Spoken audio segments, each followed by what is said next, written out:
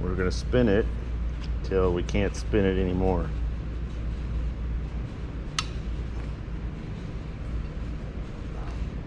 So now I can't spin it. Well, can't spin it. Now we're gonna go back exactly a quarter of a turn.